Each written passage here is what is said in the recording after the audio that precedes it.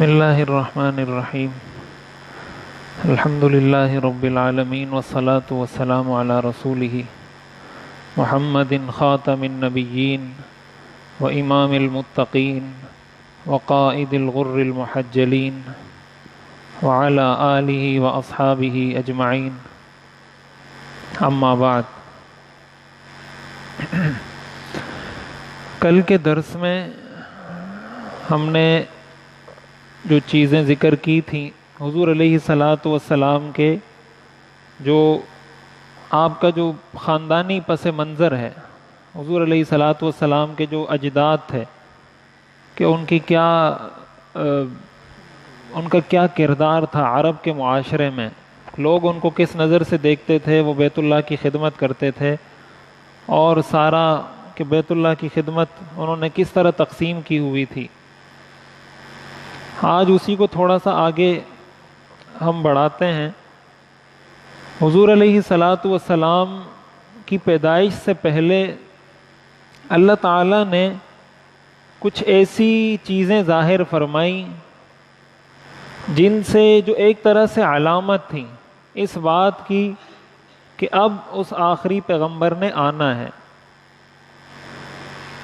دو طرح کی اصطلاحات استعمال ہوتی ہیں، ایک اصطلاح ہوتی جس کو معجزہ کہا جاتا ہے، ایک اصطلاح ہے جس کو عربی میں ارہاس بولتے ہیں، صاد کے ساتھ ارہاس۔ معجزہ اس کام کو کہا جاتا ہے کہ جو انسان اسباب کے درجے میں نہ کر سکتا ہو اور کسی پیغمبر کے ہاتھ پر ظاہر ہو، کسی پیغمبر کے ہاتھ سے جس ایسے کام کا ظہور ہو جو ایک عام آدمی سبب کے درجے میں نہیں کر سکتا، اس کو معجزہ کہا جاتا ہے۔ اور نبوت ملنے سے پہلے اگر اس طرح کی کچھ چیزیں ظاہر ہو اس کو ارہاس کہا جاتا ہے، تاریخ کی اصطلاح میں اس کو ارہاس کہتے ہیں۔ تو ارہاسات یعنی حضور علیہ الصلاۃ والسلام کی نبوت کی علامات، تو کچھ علامات تو ہم نے کل ذکر کی کہ آپ کے آباء و اجداد کی ساری صفات بھی کہ یہ خاندان کوئی خاص خاندان ہے۔ اسی طرح حضور علیہ الصلاۃ والسلام کی پیدائش جس سال میں ہوئی ہے اس سال کو عام الفیل کہا جاتا ہے۔ عام الفیل کا مطلب ہاتھیوں والا سال، ہاتھی والا سال۔ مشہور واقعہ ہے جو قرآن کریم کی جو سورت ہے، سورۃ الفیل، الم تر کیف فعل ربک باصحاب الفیل، اس سورت میں اس پورے واقعے کا ایک خلاصہ ذکر کیا گیا ہے۔ حضور علیہ الصلاۃ والسلام کی پیدائش اسی سال ہوئی ہے جس سال یہ واقعہ پیش آیا ہے۔ بعض روایات میں آتا ہے کہ اس واقعے کے 1 مہینے بعد، بعض میں آتا ہے کہ 50 دن بعد، بعض میں آتا ہے 55 دن بعد۔ تو زیادہ صحیح اور مشہور روایات کے مطابق 50 یا 55 دن کے بعد، اس واقعے کے پیش آنے کے 50 یا 55 دن کے بعد حضور علیہ الصلاۃ والسلام کی ولادت ہوئی ہے۔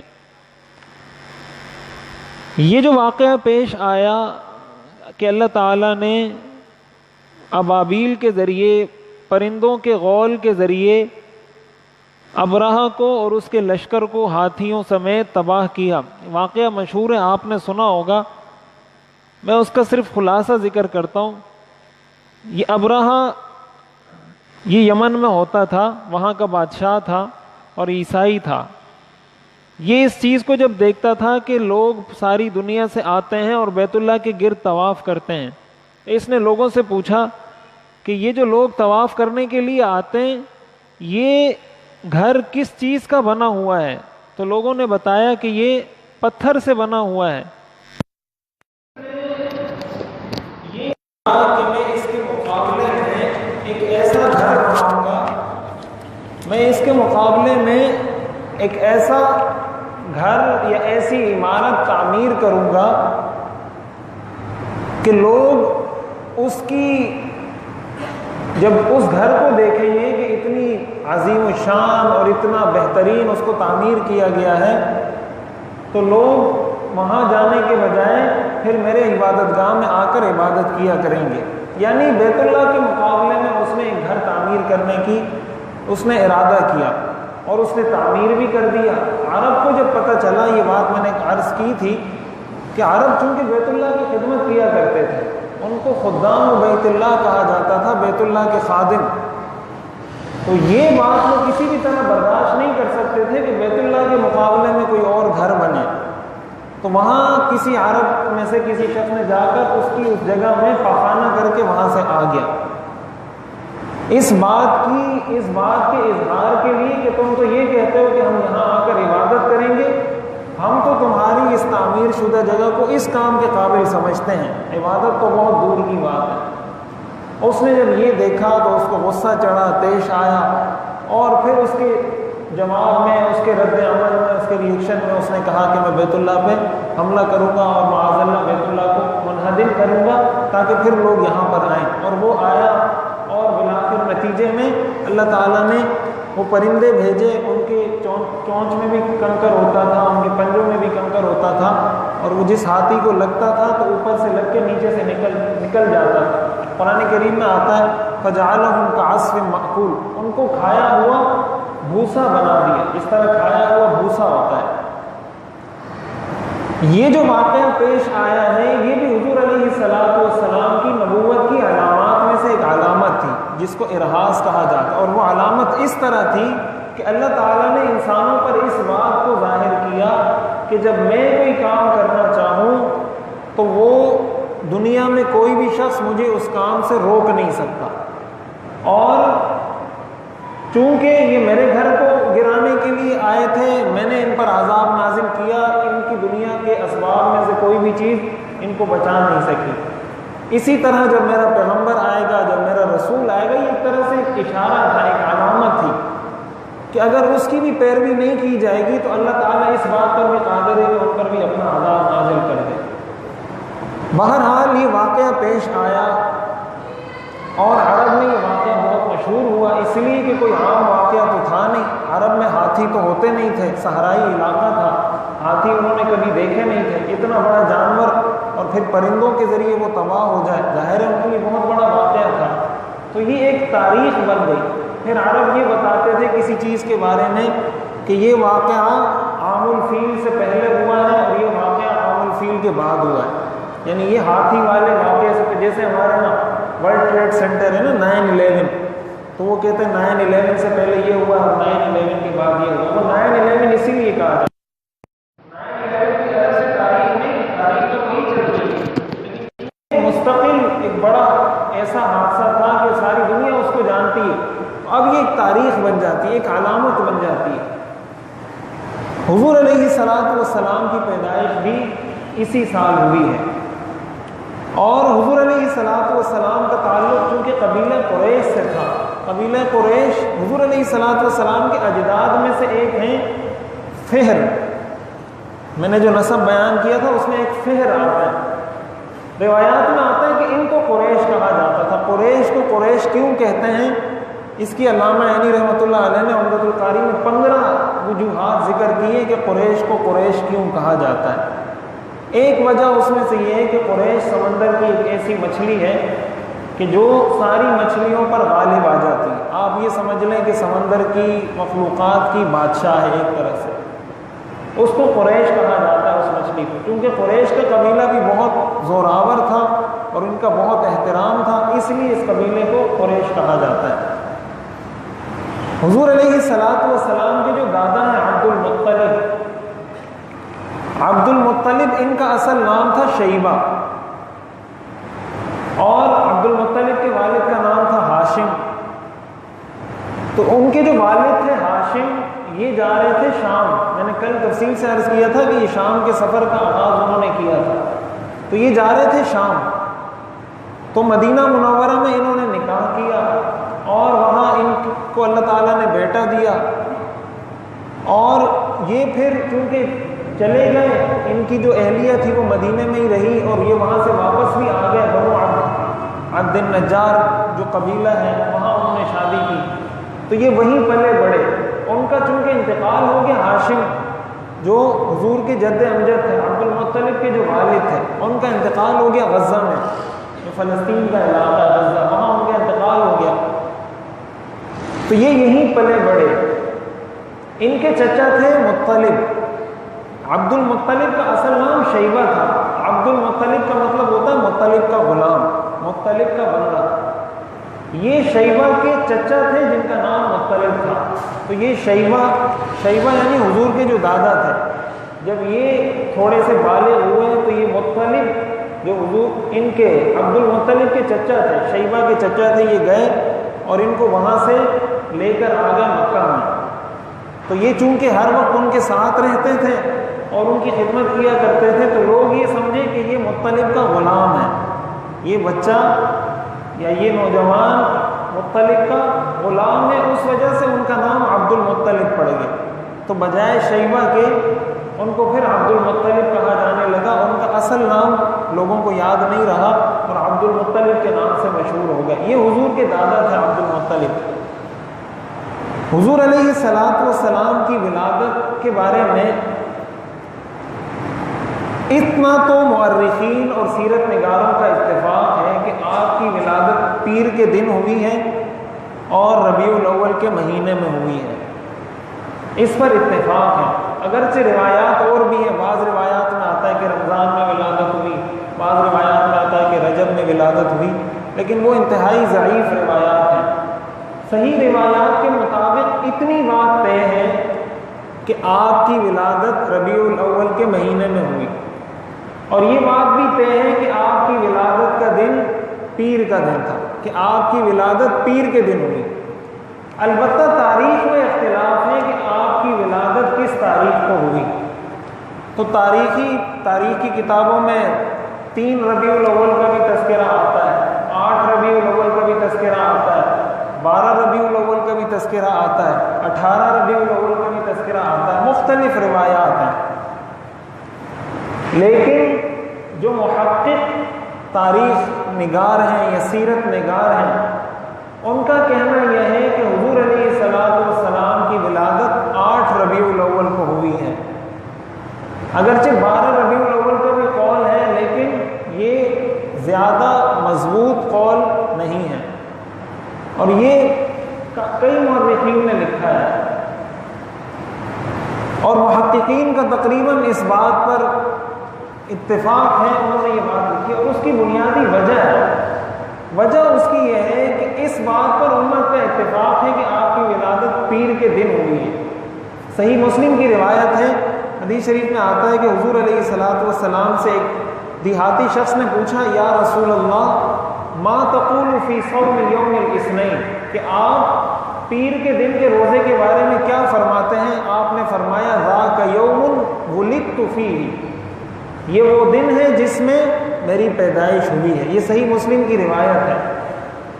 اب اس سے یہ بات معلوم ہوتی ہے صحیح مسلم کی اس روایت سے کہ آپ کی ولادت پیر کے دن ہوئی ہے۔ آپ اگر ابھی جائیں گوگل میں، ظاہر ہے یہ سارے کنورٹ آپ کر سکتے ہیں آسانی سے، کسی بھی ہجری تاریخ کو عیسوی تاریخ میں، میلادی تاریخ میں کنورٹ کرنا کوئی مشکل نہیں ہے۔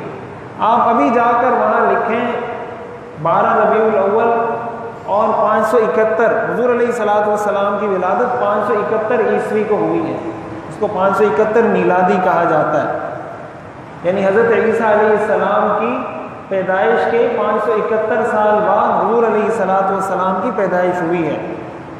آپ ابھی جا کے گوگل میں لکھیں 12 ربیع الاول اور 571، تو آپ کے سامنے آ جائے گا کہ 12 ربیع الاول کو پیر کا دن بنتا ہی نہیں ہے، 12 ربیع الاول کو پیر کا دن بنتا ہی نہیں ہے۔ اور یہ کوئی ایسی چیز نہیں ہے کہ جو ہوائی چیز ہو، کوئی بھی شخص جا کے کسی بھی سافٹ ویئر کے ذریعے سے، کسی بھی کنورٹر کے ذریعے سے تاریخ کو کنورٹ کر کے چیک کر سکتا ہے کہ آیا پیر کا دن بنتا ہے 12 ربیع الاول کو یا نہیں بنتا، تو نہیں بنتا۔ اس لیے محقق مورخین کا کہنا یہ ہے کہ آپ کی ولادت 12 ربیع الاول کو نہیں ہوئی، 8 کو ہوئی ہے یا 9 کو ہوئی ہے یا 10 کو ہوئی ہے یا 18 ربیع الاول کو ہوئی ہے، بہرحال اس میں اختلاف ہے۔ اب دوسری بات سمجھنے کی یہ ہے کہ حضور علیہ الصلوۃ والسلام کی جب ولادت ہوئی تو اس حوالے سے چند باتیں جو ہمارے معاشرے، حضور علیہ الصلوۃ والسلام کے والد کے بارے میں نے تذکرہ کیا تھا کل، کہ ان کو خواب میں عبد المطلب نے دیکھا کہ وہ ذبح کر رہے تھے، اور پھر انہوں نے اس کے بدلے میں 100 اونٹ دیت دی، تو اس کے بعد بچ گئے وہ. تو ان کی عمر تقریباً 18-19 سال تھی، حضرت عبداللہ جو حضور کے والد تھے. تو اس کے بعد ان کے جو والد تھے عبد المطلب، انہوں نے اپنے بیٹے کا نکاح کروایا حضرت آمنہ سے، آمنہ بنت وہب، ان سے اپنے بیٹے کا نکاح کروایا حضرت عبداللہ کا. اور ان کی عمر اس وقت بعض روایات میں 18 سال آتی ہے، بعض میں 19 سال عمر آتی ہے. اور حضرت عبداللہ یہ چونکہ آپ عبد المطلب کے بیٹوں میں سب سے چھوٹے تھے، اس لیے ان کو اپنے اس بیٹے سے محبت بھی زیادہ تھی، اور ان کے بیٹوں میں سب سے خوبصورت بھی یہ تھے. اور میں نے عرض کیا کہ انہوں نے اسی لیے 100 اونٹ ان کے بدلے میں ذبح کیے تھے کہ ان کو محبت تھی. تو حضرت عبداللہ سے بہت ساری عورتیں نکاح کرنا چاہتی تھیں، اور نکاح کرنے کی وجہ یہ تھی کہ کئی لوگ، کئی خواتین اس بات کو کہتی تھی کہ ہمیں ان کی پیشانی میں نبوت کا نور نظر آتا ہے، یعنی اس شخص سے ہمیں ایسا محسوس ہوتا ہے کہ ان کی نسل میں نبوت آئے گی. تو ہر خاتون یہ چاہتی تھی کہ وہ سعادت مجھے ملے. اور یہ بھی تاریخ کی روایات میں آتا ہے کہ کئی خواتین نے اپنے آپ کو پیش کیا کہ آپ مجھ سے نکاح کریں، دوسری نکاح مجھ سے کریں، لیکن حضرت عبداللہ نے اس سے انکار کیا، اور عبد المطلب نے آپ کا نکاح حضرت آمنہ سے کروایا، تو وہاں ان کا نکاح ہو گیا. تو ایک مرتبہ یہ جا رہے تھے قافلے میں شام تجارت کے لیے، تو مدینہ منورہ میں یہ بیمار ہو گئے حضرت عبداللہ، اور حضرت آمنہ اس وقت حاملہ تھی.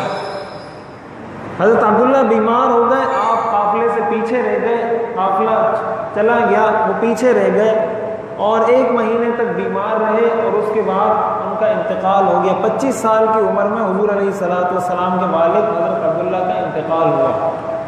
ان کی عمر اس وقت 25 سال تھی. اور وہیں پر ابوا نامی جو مقام ہے، دار النابغہ جس کو کہا جاتا ہے، وہیں پر ان کی تدفین کی گئی، مدینہ کے اندر ہی. اور بعد میں پھر جب عبد المطلب کو پتہ چلا بہت عرصے بعد کہ ان کے بیٹے کا انتقال ہو گیا، تو ان کو بہت بعد میں پتہ چلا. حضرت آمنہ اس وقت حاملہ تھی. حضور علیہ السلام کی ولادت سے پہلے ہی آپ کے والد کا انتقال ہو گیا تھا. آپ پیدائشی یتیم تھے، آپ پیدا ہی یتیم ہوئے تھے. اب یہاں ایک بات یہ بھی سمجھنے کی ہے کہ اللہ تعالیٰ نے آپ کو یتیم کیوں بنایا، یتیم کیوں پیدا فرمایا. قرآن کریم میں آتا ہے الم یجد کا یتیمن فآوا، کہ اللہ نے آپ کو یتیم پایا تو پھر آپ کو پناہ دی. بہت ساری وجوہات، حکمتیں، جو حقیقی وجہ ہوگی، حکمت ہوگی، وہ تو اللہ تعالیٰ ہی بہتر جانتے ہیں، جو لکھی ہے علماء نے.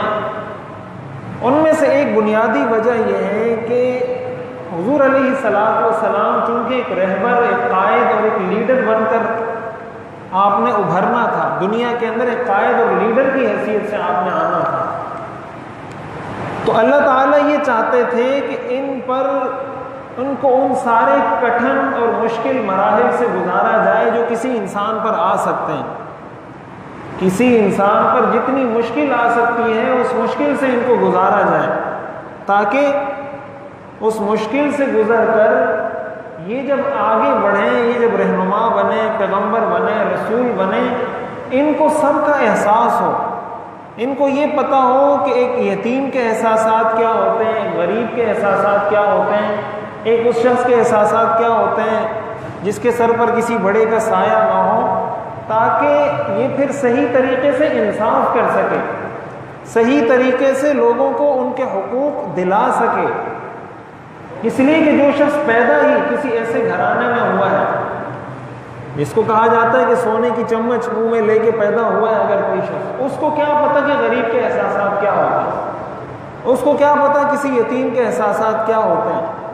اللہ تعالیٰ نے شروع سے ہی آپ کو ان مراحل سے گزارا ہے جو ایک مشکل ترین مراحل ہوتے ہیں، اور اس کے بعد اللہ تعالیٰ نے آپ کو پیغمبر بنا کر یہ بھی بتایا کہ کامیابی کا تعلق اس بات سے نہیں ہے کہ آپ یتیم ہیں یا یتیم نہیں ہیں، آپ غریب ہیں یا مالدار ہیں، اس کا تعلق اس بات سے نہیں ہے، بلکہ اللہ تعالیٰ جس کا انتخاب کرنا چاہیں جس کا انتخاب کرنا چاہے اللہ تعالیٰ انتخاب کر لیتے ہیں، چاہے وہ یتیم ہو چاہے یتیم نہ ہو۔ اور یہی وجہ ہے کہ علماء نے لکھا ہے کہ آپ اگر تاریخ اٹھا کر دیکھیں، جتنے آپ کو بڑی شخصیات ملیں گی ان میں سے اکثر وہ ہیں جو بچپن میں یتیم ہو گئے تھے، جن کے سر سے والد کا سایہ اٹھ گیا تھا۔ جن 4 ائمہ کے ہم نام لیتے ہیں، امام ابو حنیفہ، امام شافعی، امام احمد، امام مالک، یہ چاروں کے چاروں یتیم تھے۔ امام ابو حنیفہ رحمۃ اللہ علیہ، امام شافعی، امام مالک، امام احمد، چاروں کے چاروں یتیم تھے، اور انہوں نے کتنا بڑا کام کیا، امت کری ہے، انہی کی پیروی کرتی ہے۔ اور جس طریقے سے قرآن اور حدیث کو کہ کبھی انسان کو یہ احساس نہیں ہونا چاہیے کہ میں چونکہ غریب ہوں، میں کسی غریب گھرانے میں پیدا ہوا ہوں، میرا فیملی بیک گراؤنڈ مضبوط نہیں ہے، لہٰذا میں کچھ کر نہیں سکتا، میں دنیا میں کچھ الگ نہیں کر سکتا، میں دنیا میں کامیابی حاصل نہیں کر سکتا اس لیے کہ میں غریب ہوں، یا میں یتیم ہوں، یا میرے پاس پیسہ نہیں ہے، یا میرے پاس جو ہے نا شہرت نہیں ہے۔ اصل چیز یہ ہے کہ آپ محنت کتنی کرتے ہیں، آپ کو اپنے کام سے، اپنے پروفیشن سے لگن کتنی ہے، شوق کتنا ہے، عشق کتنا ہے اپنے کام سے۔ اگر آپ کو لگن ہوگی، شوق ہوگا اپنے کام سے، تو آپ کامیابی حاصل کریں گے۔ تو اس لیے کامیابی کا تعلق کبھی بھی اس چیز سے نہیں رہا۔ یہ بالکل غلط بات ہے کہ آپ کے پاس پیسہ ہے تو آپ کامیاب ہو سکتے ہیں۔ اس کو تھوڑا آہستہ کریں کہ آپ کے پاس اگر پیسہ ہے تو آپ کامیاب ہو سکتے ہیں، اور پیسہ نہیں ہے تو کامیاب نہیں ہو سکتے۔ یا آپ کسی بڑے خاندان سے تعلق رکھتے ہیں تو کامیاب ہو سکتے ہیں، چھوٹے خاندان سے تعلق رکھتے ہیں تو کامیاب نہیں ہو سکتے، ایسا نہیں ہے۔ اس لیے انسان کو کبھی ہار نہیں ماننی چاہیے۔ مشکلات تو دیکھیں دنیا میں سب کو آتی ہیں، مشکلات تو حضور علیہ الصلوۃ والسلام کو بھی آئی نا، پیغمبروں کو بھی آئی۔ جب پیغمبروں کو آئی تو ہمیں بھی آئیں گی۔ جب پیغمبروں نے مشکلات سہی ہیں، ظاہر ہے حضور علیہ الصلوۃ والسلام یتیم تھے، تو آپ کیا سمجھتے ہیں کہ آپ کو اس بات کا غم نہیں ہوتا ہوگا کہ میں یتیم ہوں؟ آپ انسان تھے نا، بشر تھے، فطری تقاضے کے مطابق ان کو یہ احساس ضرور تھا حضور علیہ الصلوۃ والسلام کو۔ اور آپ نے کئی مواقع پر اس کا اظہار بھی فرمایا کہ جب جب آپ کو تکلیف پہنچتی تھی، حضور علیہ الصلوۃ والسلام بہت پریشان ہوتے تھے۔ آپ نے جب دین کی دعوت دینا شروع کی، حضور علیہ الصلوۃ والسلام تنہا تھے، کوئی سپورٹ کرنے والا آپ کو نہیں تھا، اور آپ ایک ایسی بات کرتے تھے جو آپ سے پہلے کسی نے کی نہیں تھی۔ آپ کہتے تھے کہو لا الہ الا اللہ، وہ عبادت کرتے تھے بتوں کی، آپ کہتے تھے لا الہ الا اللہ پڑھو۔ سارے لوگ مخالف ہو گئے، ان کے آباء و اجداد کو حضور علیہ الصلوۃ والسلام برا بلا کہتے تھے کہ تمہارے آباء و اجداد بے وقوف تھے، ان میں عقل نہیں تھی، وہ گمراہ تھے۔ ان کو یہ باتیں بری لگتی تھی کہ یہ ایک نیا شخص آیا ہے اور ہمارے سارے پرانے لوگوں کو بے وقوف کہتا ہے۔ حضور علیہ الصلوۃ والسلام کی سپورٹ کرنے والا کوئی بھی نہیں تھا۔ آپ کے چچا تھے ابو طالب، عبد المطلب کی وفات کے بعد جو آپ کی سپورٹ کرتے تھے، حضرت علی کے جو والد تھے، اور انہوں نے قریش کو بتا دیا تھا، کیونکہ وہ قریش کے بڑے تھے، کہ تم کچھ بھی کرو میرے بھتیجے کو کسی نے ہاتھ بھی نہیں لگانا، اگر کسی نے اس کو ہاتھ لگایا تو پھر اس کے ساتھ میں جنگ کروں گا، اس کے ساتھ میں لڑوں گا، میں اس کو نہیں چھوڑوں گا۔ تو قریش والے آتے تھے ابو طالب کے پاس، ان کو کہتے تھے کہ یا تو آپ ان کو سمجھائیں یا آپ بیچ میں سے ہٹ جائیں، یا تو ہمیں اور ان کو چھوڑ دیں، ہم ان سے نمٹتے ہیں، اور یا پھر آپ ان کو سمجھائیں کہ ہمارے آباء و اجداد کو برا بلا نہ کہیں، یہ نہ کہیں کہ تمہارے آباء و اجداد گمراہ تھے، یا ہمارے جو معبود ہیں ان کو برا بلا نہ کہیں کہ یہ تو بت ہیں، یہ تو کچھ نہیں کر سکتے۔ ابو طالب ان کو اکثر ٹال دیا کرتے تھے، وہ آتے تھے، وہ کسی بھی طرح ٹال کر ان کو بھیج دیتے تھے۔ ایک دفعہ وہ آئے، انہوں نے بہت سختی کی کہ بس اب ہم فائنل فیصلہ کر کے آئے کہ یا تو آپ ہٹیں بیچ میں سے یا ان کو سمجھا دیں، ورنہ ہم پھر لڑیں گے، یا تو آپ کو ختم کریں گے یا ہم ختم ہو جائیں گے، اب اور کوئی آپشن نہیں ہے۔ تو ابو طالب گئے۔ میں یہ سمجھانا یہ چاہ رہا ہوں کہ جب آپ کے پاس کسی کی سپورٹ نہیں ہوتی اور آپ پر مشکل آتی ہے، رکاوٹ آتی ہے، تو وقتی پریشانی سب کو ہوتی ہے۔ حضور علیہ الصلوۃ والسلام کے پاس ابو طالب گئے اور حضور کو بتایا کہ یہ قریش کے لوگ میرے پاس آئے تھے، میں نہ ان سے جنگ کرنا چاہتا ہوں اور نہ آپ کو ان کے حوالے کرنا چاہتا ہوں. میرے لیے دونوں باتیں قابل قبول نہیں ہیں. میں نہ یہ چاہتا ہوں کہ میں ان سے جنگ کروں، ہمارا اپنا قبیلہ ہے، اپنا خاندان ہے، خود آپس میں لڑیں گے، اور نہ میں یہ چاہتا ہوں کہ آپ کو نقصان پہنچے. اس لیے آپ اپنے اس چیز سے دستبردار ہو جائیں. آپ نے جو یہ دعویٰ کیا ہے کہ لا الہ الا اللہ محمد الرسول اللہ، یہ دعویٰ آپ چھوڑ دیں. حضور علیہ الصلوۃ والسلام سیرت کی کتابوں میں آتا ہے کہ آپ کو اس وقت یہ گمان ہونے لگا کہ شاید ابھی میرے چچا ابو طالب بھی پیچھے ہٹ جائیں گے. یعنی اب تک تو میری سپورٹ کرنے والا ایک شخص تھا، اب ان کی باتوں سے ایسا لگتا ہے کہ شاید یہ بھی پیچھے ہٹنے والے ہیں. حضور علیہ الصلوۃ والسلام نے جب یہ سنا، اب دیکھیں یہ مشکل مرحلہ ہے کہ انسان کے لیے مشکل ترین مرحلہ ہوتا ہے یہ کہ آپ ایک تو پیدائشی آپ یتیم تھے، پھر آپ نے ایک دعویٰ، ایک ایسا کام شروع کیا تھا جو آپ سے پہلے کسی نے شروع نہیں کیا تھا، پھر آپ کی سپورٹ کرنے والا بھی کوئی نہیں تھا. جو ایک سپورٹر تھا اس نے بھی آ کر ہتھیار ڈال دیے. حضور علیہ الصلوۃ والسلام نے فرمایا واللہ، اللہ کی قسم، یا عمی، اے میرے چچا، لو وضع الشمس فی یمینی والقمر فی یساری علی ان اترک هذا الامر ما فعلت. اللہ کی قسم، اگر یہ میرے دائیں ہاتھ میں سورج لا کے رکھ دیں اور میرے بائیں ہاتھ میں چاند لا کر رکھ دیں اور مجھے یہ کہیں کہ تم یہ دعویٰ چھوڑ دو، اللہ کی قسم میں کبھی بھی اس دعوے سے دستبردار نہیں ہوں گا. حتی یظہرہ اللہ او اہلک دونہ، کہ یا تو اللہ مجھے غالب کرے گا یا پھر میں ختم، یعنی میری جان چلی جائے گی، ان دونوں میں سے ایک کام ہوگا، لیکن میں کبھی بھی اپنے اس دعوے سے دستبردار نہیں ہوں گا. حدیث شریف میں آتا ہے کہ اس کے بعد حضور علیہ السلام رونے لگے، آپ کے آنسو جاری ہو گئے اور آپ شدت غم کی وجہ سے پیٹ پھیر کر جانے لگے. ابو طالب کو یہ بات کی کہ میں کبھی بھی اپنے دعوے سے دستبردار نہیں ہوں گا، آپ دستبردار ہونا چاہتے ہیں تو ہو جائیں. یہ کہہ کر آپ رونے لگے، اور جس طرح آدمی روتا ہے تو منہ پھیر لیتا ہے، آپ منہ پھیر کر جانے لگے. اس پر ابو طالب نے فرمایا اقبل یا ابن اخی، انہوں نے کہا اے بھتیجے واپس آؤ، پلٹ کر واپس آؤ.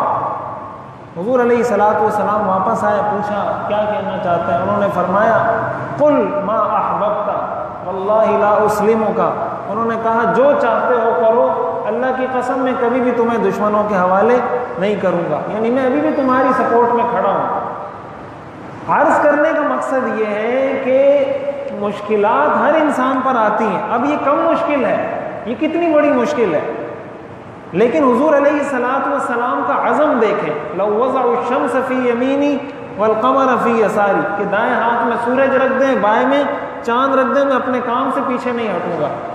اس لیے اگر آپ کو پتہ ہے کہ آپ کا کام ٹھیک ہے، آپ کا رستہ ٹھیک ہے، آپ کا کام ٹھیک ہے، آپ کا طریقہ کار ٹھیک ہے، آپ کی نیت ٹھیک ہے، پھر دنیا کی مخالفت کی وجہ سے، لوگوں کی اس ڈر کی وجہ سے کہ وہ کیا بولے گا، وہ کیا بولے گا، وہ ناراض ہو جائے گا، وہ ناراض ہو جائے گا، ان چیزوں سے بے پرواہ ہو کر اپنے رستے پر چلنا ہوگا. آپ جب اس طریقے سے رستے پہ چلیں گے تو کامیابی حاصل کریں گے. تو عرض کرنے کا مقصد یہ ہے کہ کبھی بھی ان چیزوں سے انسان کو مایوس نہیں ہونا چاہیے کہ میں اس لیے کچھ نہیں کر سکتا کہ میرے پاس پیسہ نہیں، یا میں یتیم ہوں، یا میں غریب ہوں، یا وغیرہ وغیرہ. اصل چیز آپ کا عزم ہے. اذا عزمت فتوکل علی اللہ، کہ جب آپ نے عزم کر لیا پھر آپ توکل کر کے اس کام کو شروع کر دیں، پھر اللہ تعالیٰ انسان کی مدد کرتے ہیں. تو اس طریقے سے حضور علیہ الصلوۃ والسلام کے والد حضرت عبداللہ اور حضرت آمنہ کا نکاح ہوا، اور پھر جب حضرت حضور علیہ الصلوۃ والسلام کی ولادت ہوئی، حضرت آمنہ فرماتی ہیں کہ مجھے شام کے محلات دکھائی دیے. جس وقت حضور علیہ الصلوۃ والسلام کی پیدائش ہوئی، مجھے شام کے محلات دکھائی دیے. حضور علیہ الصلوۃ والسلام کی پیدائش ہوئی تھی ختنہ شدہ، آپ کو ختنہ کرنے کی ضرورت نہیں تھی. آپ نے فرمایا میرا سطر کسی نے نہیں دیکھا، مجھے اللہ تعالیٰ نے اسی طرح مختوم پیدا کیا ہے کہ میرا ختنہ پہلے سے ہو چکا تھا.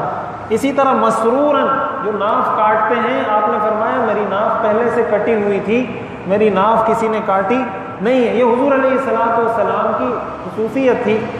اور یہ بھی روایات میں آتا ہے کہ حضرت آمنہ فرماتی ہیں کہ جب ان کی ولادت ہوئی تو حضور علیہ الصلوۃ والسلام سجدے کی حالت میں اور انگلی آسمان کی طرف اٹھا کر، یہ آپ کی حالت تھی جس وقت آپ کی پیدائش ہوئی، یعنی اسی وقت سے اس بات کا اظہار۔ اور بھی بہت ساری چیزیں آتی ہیں روایات میں کہ اسی دن جس دن آپ کی ولادت ہوئی، فارس میں، ایران میں جو مجوسی لوگ تھے جو آگ کی پوجا کرتے تھے، 1000 سال سے وہ آگ جل رہی تھی، وہ کبھی بجھنے نہیں دیتے تھے، اس لیے کہ آگ کو وہ خدا سمجھتے ہیں۔ اس دن وہ آگ سارے عبادت خانوں میں بجھ گئی، اور کسرا کے محلات میں زلزلہ آیا۔ اس کا جو بادشاہ تھا نوشیروان، اس نے پوچھا لوگوں سے کہ کیا ہوا ہے، پھر اس کو بتایا گیا، کاہنوں نے، مختلف لوگوں نے بتایا کہ اس طریقے سے ایک پیغمبر کی ولادت ہوئی ہے۔ اسی طرح حضرت عائشہ رضی اللہ تعالیٰ عنہ فرماتی ہیں کہ ایک یہودی رہتا تھا مکہ مکرمہ میں، جس رات حضور علیہ السلام کی پیدائش ہوئی ہے، اس رات اس نے کہا یا معشر قریش هل ولد فیکم اللیلۃ مولود، کیا آج کی رات تم میں کسی بچے کی ولادت ہوئی ہے؟ تو قریش نے کہا کہ ہمارے تو علم میں نہیں کہ کوئی بچہ پیدا ہوا ہے یا نہیں ہوا۔ تو انہوں نے کہا آپ ذرا تحقیق کرو، پتہ کرو۔ جب رات کو واپس آئے، پتہ کیا تو لوگوں نے بتایا کہ عبد المطلب کہ ہاں ولادت ہوئی ہے، یعنی ان کے بیٹے عبداللہ کے ہاں ایک بیٹے کی ولادت ہوئی ہے۔ انہوں نے جا کر بتایا اس یہودی کو کہ ایک بچہ پیدا ہوا ہے قریش میں عبد المطلب کے گھر میں۔ تو اس نے پھر کہا کہ یہ وہ بچہ ہے جس کو اللہ نبی بنائے گا، اور اس کے دونوں کندھوں کے درمیان ختم نبوت کی مہر ہے، اور یہ ساری علامات اس نے ذکر کی۔ اور پھر اس نے کہا کہ تم مجھے لے کر جاؤ، اس بچے کے پاس مجھے لے کر جاؤ۔ تو وہ لوگ ان کو لے کر آئے، اور اس نے حضور علیہ السلام کو، یعنی کسی کو کہا کہ ان کو لے کر آئیں۔ تو جب حضور علیہ السلام کو لایا گیا، انہوں نے آپ کے دو کندھوں کے درمیان دیکھا تو ان کو مہر نظر آ گئی ختم نبوت کی کہ یہ وہ آخری پیغمبر ہیں، آخری رسول ہیں۔ تو جیسے ہی روایات میں آتا ہے اس نے وہ آپ کے دو کندھوں کے درمیان جگہ دیکھی، وہ بے ہوش ہو گیا۔ جب اس کو ہوش آیا، لوگوں نے اس سے پوچھا کہ تم کس وجہ سے بے ہوش ہوئے، آخر ہوا کیا؟ تو اس نے کہا قد ذہبت واللہ النبوۃ من بنی اسرائیل، اللہ کی قسم بنی اسرائیل سے نبوت کا سلسلہ ختم ہو گیا، اب یہ پیغمبر آیا ہے اور یہ بنو اسماعیل میں سے آیا ہے۔ اس غم کی وجہ سے میں بے ہوش ہوا کہ ہمارے خاندان سے نبوت کا سلسلہ ختم ہو گیا۔ اور پھر انہوں نے، اس یہودی نے کہا واللہ لیستون بکم سطوۃ یخرج خبرها من المشرق والمغرب، کہ یہ ایسی سلطنت اور ایسا غلبہ حاصل کرے گا جس کی خبریں تم مشرق اور مغرب سے سنو گے۔ تو یہ یہودی نے حضور علیہ السلام کی ولادت کے دن، اس لیے کہ یہ ساری علامات جیسے میں نے پہلے عرض کیا تھا، تورات انجیل میں یہ ساری چیزیں وہ پڑھ چکے تھے، اور یہ ساری علامات بھی پڑھ چکے تھے۔ تفسیر میں لکھا ہے، تفسیر ابن مخلد میں، کہ شیطان 4 مرتبہ رویا ہے، 4 مرتبہ شیطان رویا ہے۔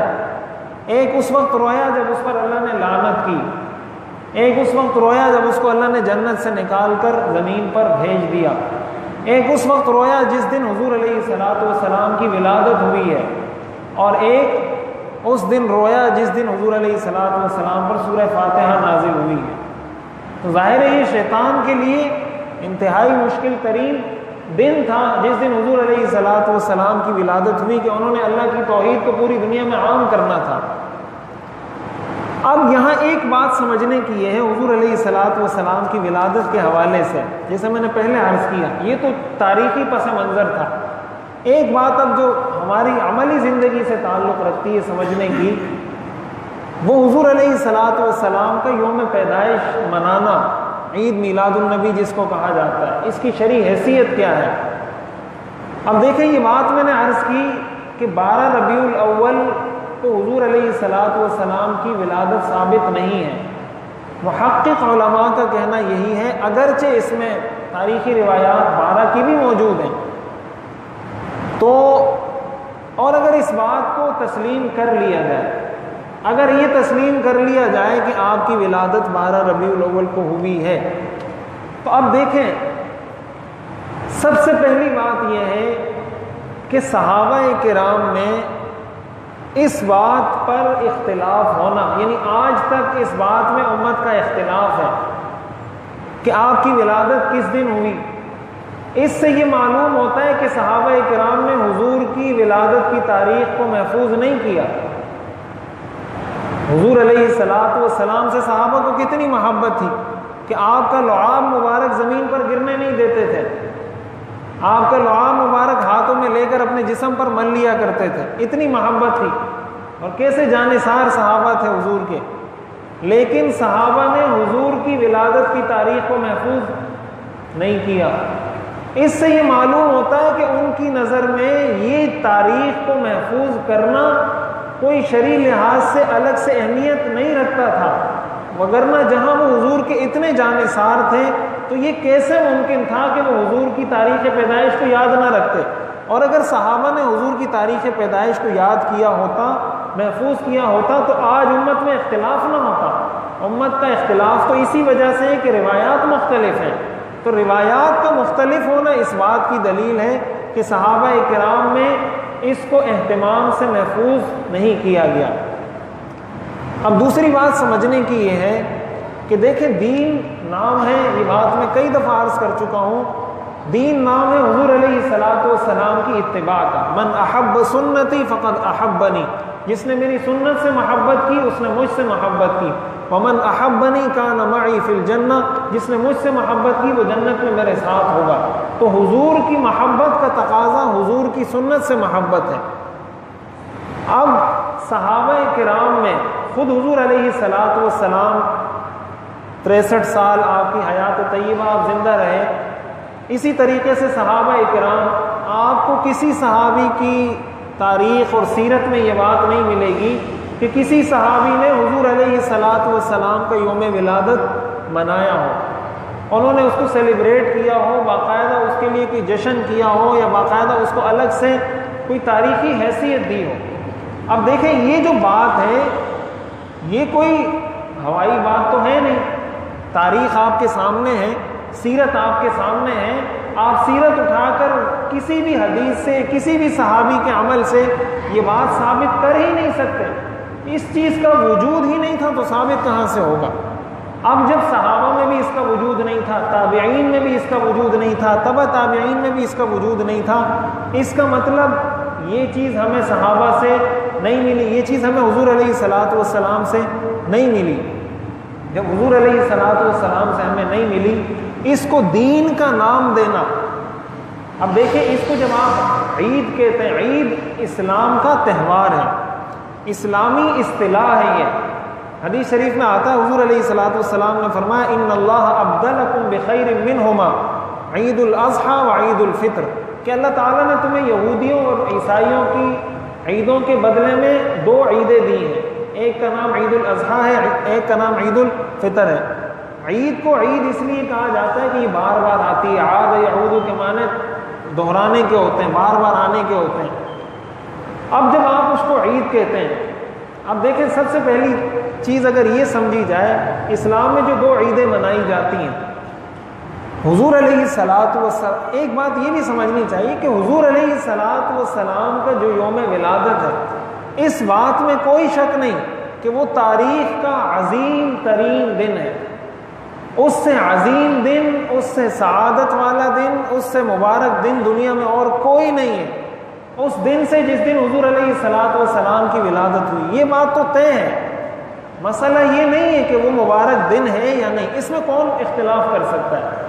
مسئلہ یہ ہے کہ آیا اس دن کو بحیثیت عید کے منانا اسلام میں اس کی کیا حیثیت ہے، اور اس کو عبادت سمجھنا، اس کو ثواب سمجھنا۔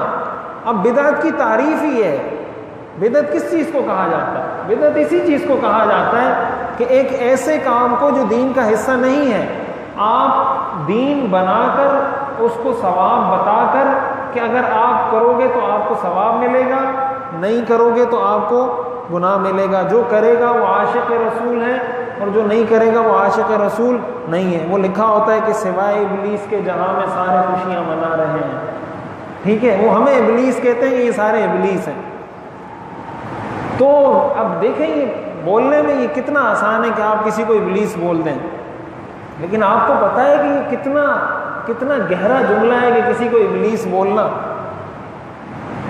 جب صحابہ سے ثابت نہیں، حضور سے ثابت نہیں، تابعین سے ثابت نہیں، تبع تابعین سے ثابت نہیں، آخر کس طریقے سے ہم اس کو دین کہہ سکتے ہیں؟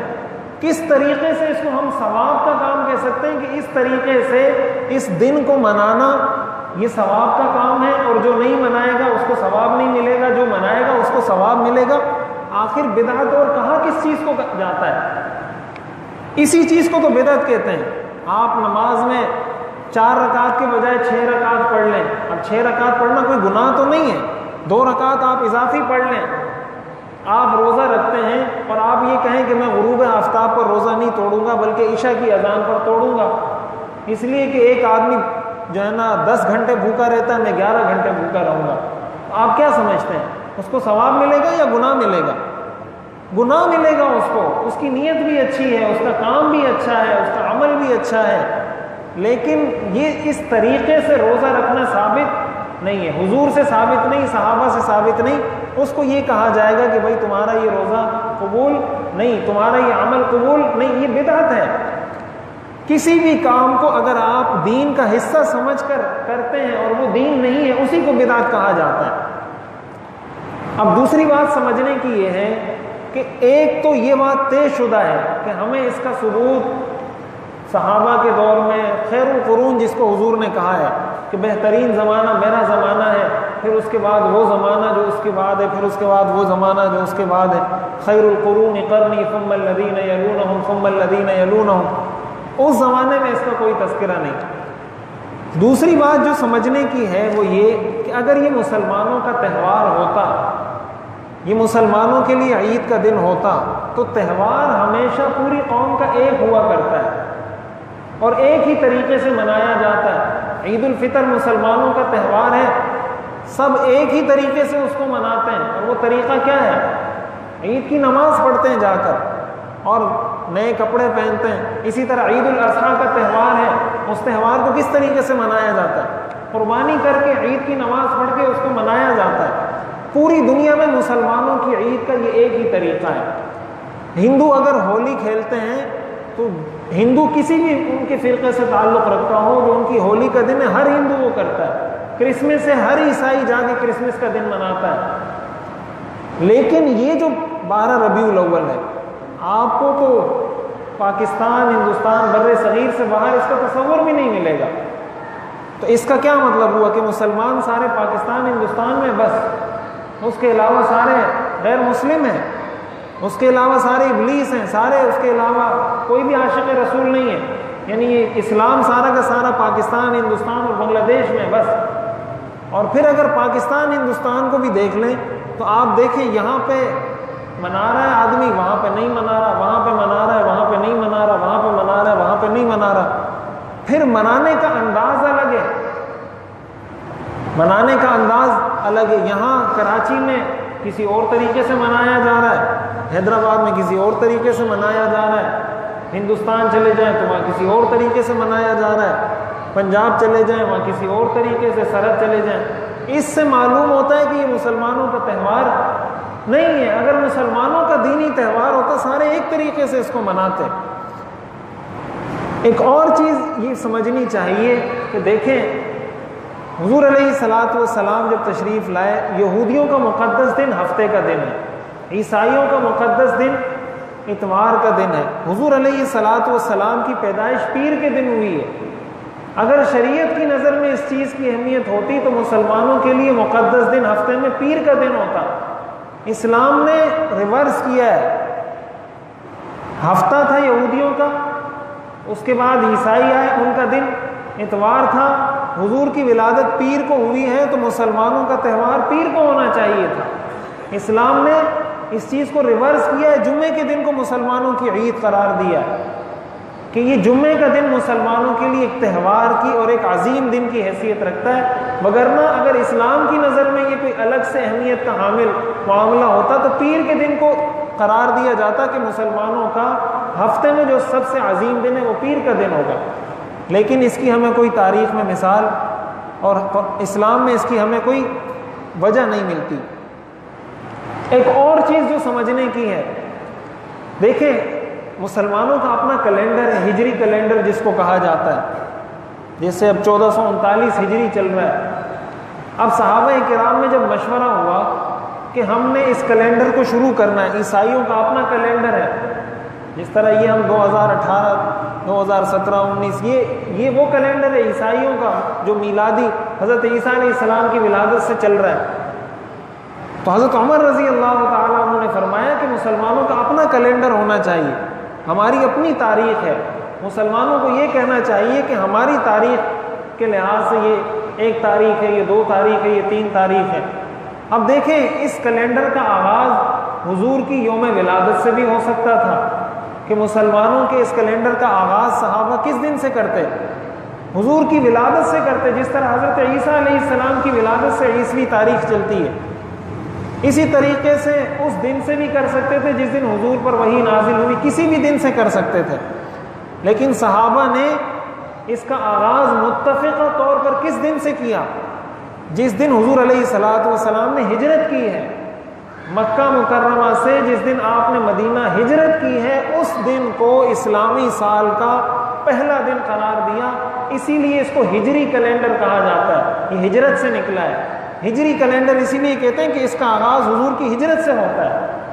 اگر اس کی صحابہ کے زمانے میں الگ سے کوئی اہمیت ہوتی تو پھر اس کا آغاز وہ حضور کی یوم ولادت سے کرتے، حضور کی ہجرت کی تاریخ سے نہ کرتے۔ اور اسی سے ہمیں یہ بات بھی معلوم ہوتی ہے کہ دیکھیں اگر آپ عید الفطر اور عید الاضحیٰ کو دیکھیں تو ہمیں یہ چیز معلوم ہوتی ہے، اسلام نے اگر عید کو اسی طرح کے دنوں میں رکھنا ہوتا، حضور علیہ السلام کی سیرت کا ہر دن عظیم ہے، آپ کی سیرت اور تاریخ کا ہر دن مبارک اور عظیم تر ہے۔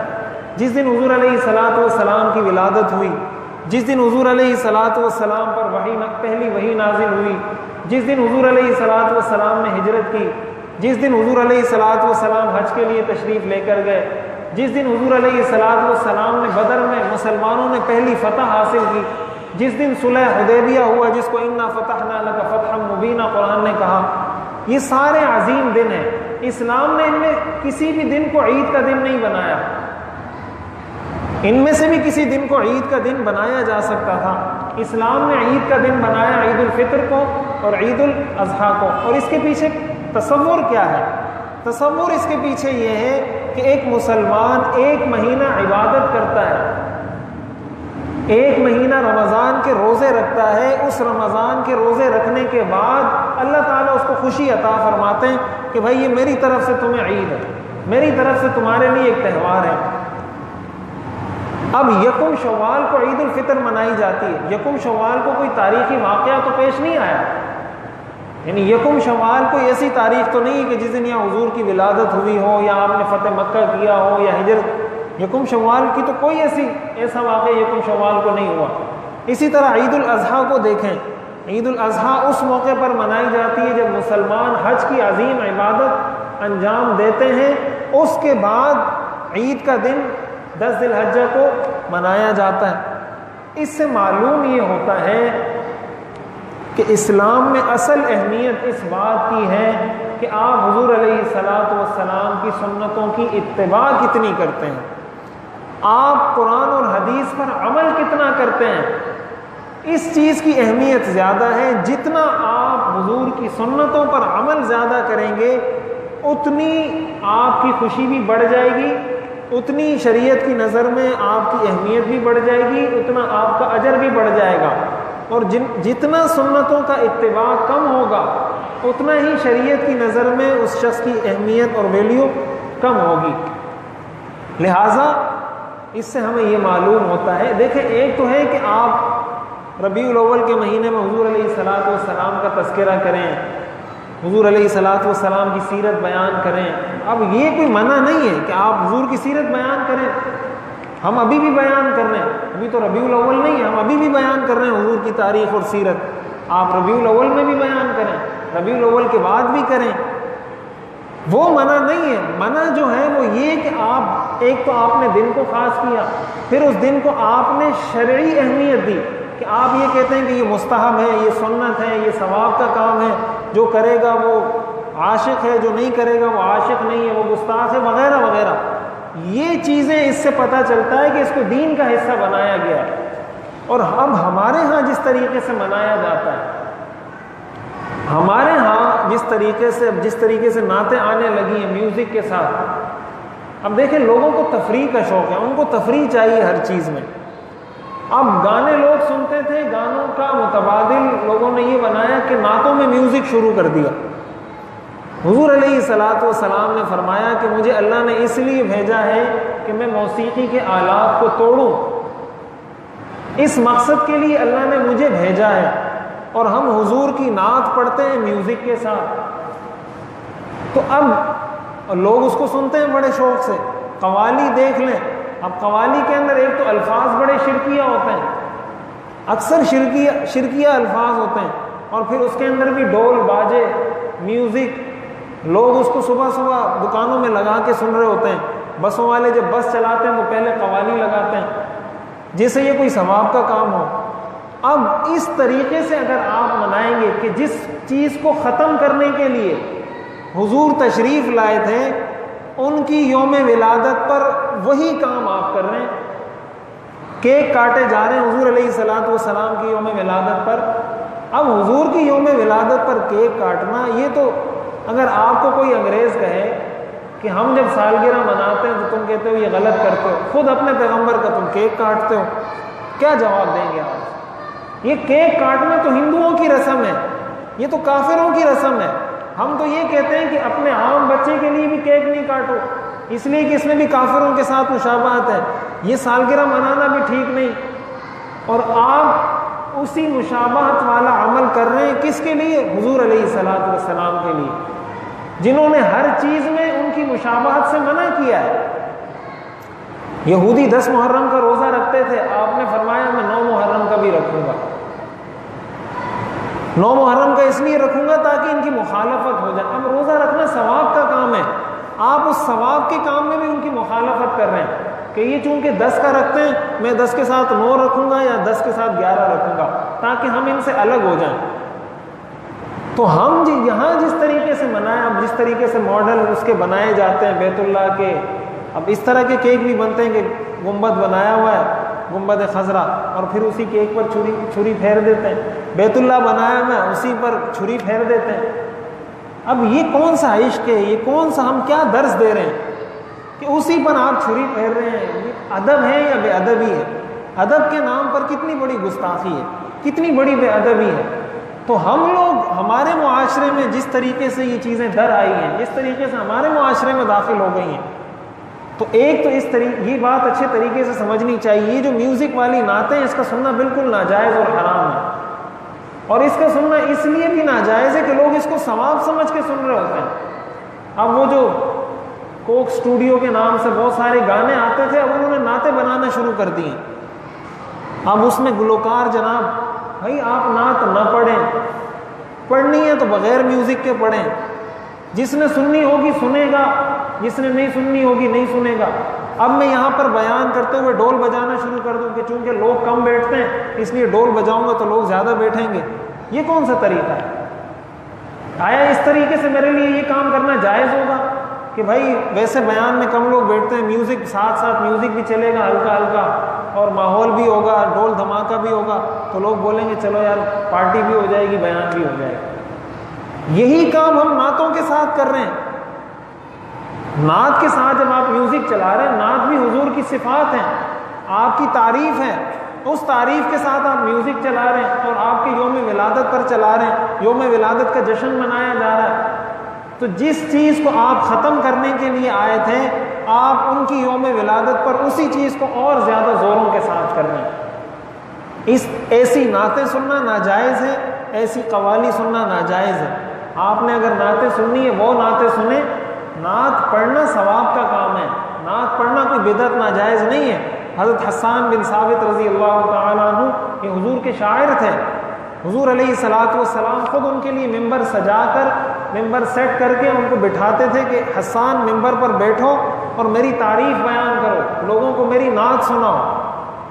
حضرت حسان حضور علیہ جب بھی کافر حضور کی مخالفت میں کوئی نظم شعر کہا کرتے تھے، اس کا جواب حضرت حسان اشعار کی شکل میں دیا کرتے تھے۔ نعت پڑھنا ثواب کا کام ہے، عبادت ہے، لیکن اس شرط کے ساتھ کہ اس میں شرکیہ الفاظ نہ ہو۔ نمبر 1، شرکیہ الفاظ اگر اس میں ہیں تو پھر عبادت کہاں سے؟ پھر تو چاہے وہ نعت ہو، چاہے بیان ہو، چاہے عام گفتگو ہو، شرکیہ بات اس میں نہ ہو۔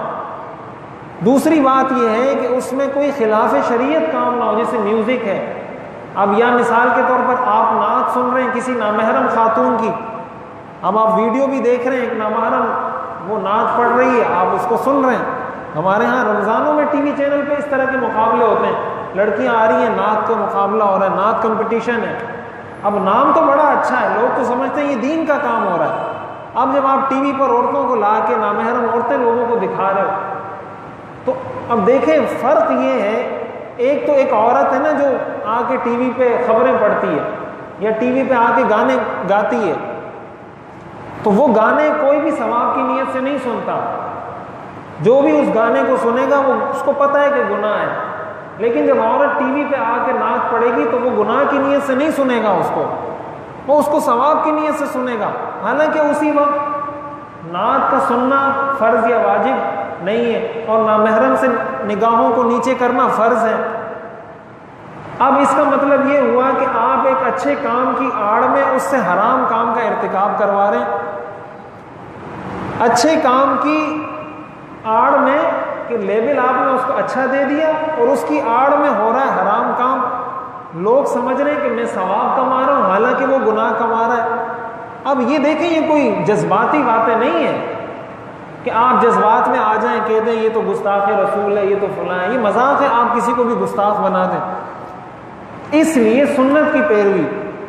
اور ایک چیز یہ بھی جو لکھی انہوں نے، اچھی بات ہے کہ گانوں کی طرز پہ جو بنائی جاتی ہیں نعتیں، اب جب آپ گانے کی طرز پہ نعت بنائیں گے، آج کل ساری نعتیں، یہ جو نعت خواں حضرات ہیں، بہت افسوس کے ساتھ کہنا پڑتا ہے، یہ سارا دن گانے سنتے رہتے ہیں۔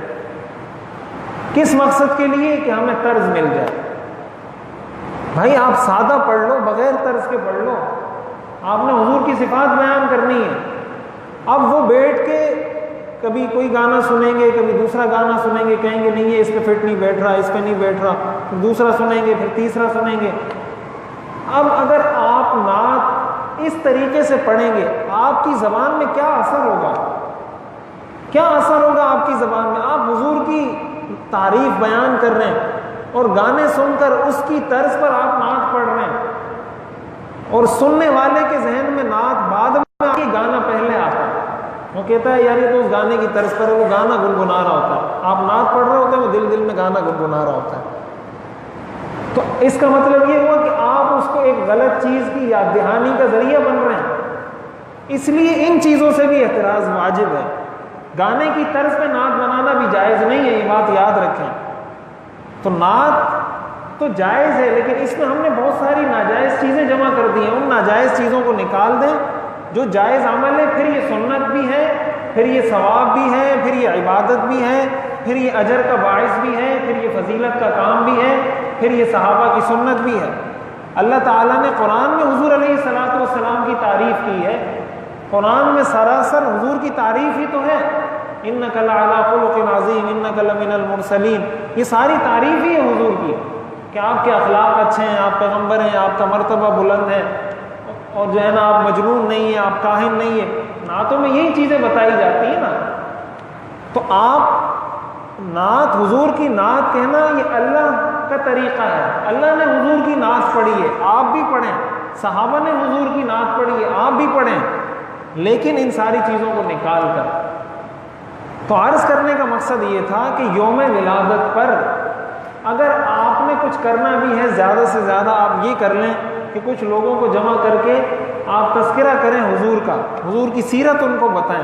اب دیکھیں نا، ہم اب یہ افسوس کی بات ہے، ہمیں اس چیز پہ انتہائی افسوس ہوتا ہے کہ یہی جو جشن منا رہے ہیں، عید میلاد النبی منا رہے ہیں، آپ اگر ان سے حضور کی سنتوں کا پوچھیں نہیں پتہ ہوگا ان کو۔ آپ اگر ان سے پوچھیں حضور کی پیدائش کب ہوئی، حضور نے 8 سال کے تھے تو کیا کیا، 10 سال کے تھے تو کیا کیا، آپ نے جو سفر کیے کیسے کیے، آپ کے معاملات کیسے تھے نہیں پتہ، اخلاق کیسے تھے نہیں پتہ، عبادات کیسی تھی نہیں پتہ، گھر کی زندگی کیسی تھی نہیں پتہ، مارکیٹ کی باہر کی زندگی کیسی تھی نہیں پتہ۔ اب یہ کتنے، اس کا مطلب یہ ہوا کہ ہم نے اسلام کو رسمی دین بنا لیا، اور اسلام اس چیز کی نفی کرنے کے لیے آیا ہے کہ اسلام رسمی دین نہیں ہے کہ آپ اتوار کے دن گرجا گھر جاؤ، عبادت کرو، پورا ہفتہ چھٹی۔ اسلام تو اس چیز کی نفی کے لیے آیا ہے۔ اسلام تو یہی سکھانے کے لیے آیا ہے کہ بھائی یہ پریکٹیکل دین ہے، عملی دین ہے، اس میں عمل کرنا ہے۔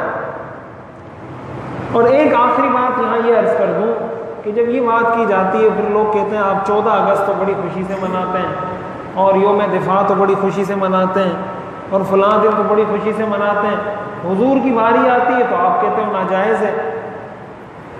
14 اگست کو تو کبھی ناجائز نہیں کہا آپ نے، یوم دفاع کو تو کبھی ناجائز نہیں کہا۔ دیکھیں فرق یہ ہے، 14 اگست کو کبھی بھی کوئی شخص ثواب سمجھ کر نہیں مناتا، کوئی بھی شخص 14 اگست کو دین کا حصہ سمجھ کر نہیں مناتا۔ 14 اگست میں اس لیے نہیں مناتا کہ میں 14 اگست مناؤں گا تو مجھے ثواب ملے گا، اور آپ نہیں منائیں گے تو آپ کو گناہ ملے گا۔ یوم دفاع اس لیے میں نہیں مناتا کہ بھائی یوم دفاع میں مناؤں گا تو مجھے ثواب ملے گا، یہ ایک سیاسی مسئلہ ہے، دینی مسئلہ نہیں ہے۔ حضور علیہ الصلوۃ والسلام کا یوم ولادت منانا سیاسی مسئلہ نہیں ہے، یہ دینی مسئلہ ہے، یہ حضور کی شخصیت ہے۔ تو یہ جو باقی دن منائے جاتے ہیں، فلاں دن، یہ دن، وہ دن، اس حد تک تو دیکھیں یہ بات اگر ہے کہ حکومت اس دن چھٹی دے، اچھی بات ہے، چھٹی دے، لوگوں کو پتہ چلے کہ حضور کا یوم ولادت ہے، اس حد تک بھی بات سمجھ میں آتی ہے، اور دینی چاہیے۔ اس لیے دینی چاہیے کہ ہر فضول سے فضول کام پر بھی جو ہے نا چھٹیاں انہوں نے رکھی ہوئی، اس کی چھٹی، فلاں کی چھٹی، فلاں کی چھٹی، تو حضور علیہ الصلوۃ والسلام کے یوم ولادت پر تو ضرور ہونی چاہیے، چھٹی ہو۔ لیکن یہ جو چیزیں کرتے ہیں ہم لوگ، یہ جو کام کرتے ہیں، اب تو یہ تک سننے میں آیا کہ باقاعدہ عید کی نماز شروع ہو گئی، عید کی نماز پڑھنا شروع کر دی لوگوں نے 12 ربیع الاول کو۔ یہ اصل علماء کا یہ کام ہے، ینفون عنہ تحریف الغالین۔ دیکھیں زمانے کی رو کے ساتھ چلنا تو بڑا آسان ہوتا ہے نا، لیکن یہ کہنا یہ صحیح ہے، یہ غلط ہے، یہ صحیح ہے، یہ غلط ہے، یہ اصل دین ہے۔ ٹھیک ہے، ہم لوگ اس لیے لوگوں کو اچھے نہیں لگتے کہ ہم یہ کہتے ہیں یہ غلط ہے، یہ غلط ہے، یہ غلط ہے، یہ صحیح ہے، یہ صحیح ہے، یہ صحیح ہے۔ وہ کہتے ہیں یہ بولو یہ سارا صحیح ہے۔ اگر ہم یہ بول دیں کہ یہ سارا صحیح ہے تو پھر ہم بیٹھے کس لیے ہیں؟ وہ تو آپ کو بھی پتہ ہے کہ یہ سارا صحیح ہے، ہم یہاں ممبر پہ کس لیے بیٹھے ہیں؟ ہم یہ جو قرآن اور حدیث پڑھتے ہیں، پڑھاتے ہیں سارا دن، ہم کس لیے پڑھتے پڑھاتے ہیں؟ یہ بات تو آپ کو بھی پتہ ہے نا کہ سب صحیح ہے۔ میں بھی اگر آ کے یہی کہوں کہ سب صحیح ہے تو پھر میرے اور آپ میں تو کوئی فرق نہیں، میرا تو کام ہی یہ ہے۔ حدیث شریف میں آیا ہے ینفون یحمل هذا العلم من كل خلف عدوله ينفون عنه تحریف الغالین وانتحال المبطلین وتاویل الجاہلین، کہ اس علم کو، دین کے علم کو ہر نسل سے اس کے اچھے لوگ حاصل کریں گے۔ ان کا کام کیا ہوگا؟ 3 کام ہوں گے، یہ حدیث ہے، صحیح حدیث ہے۔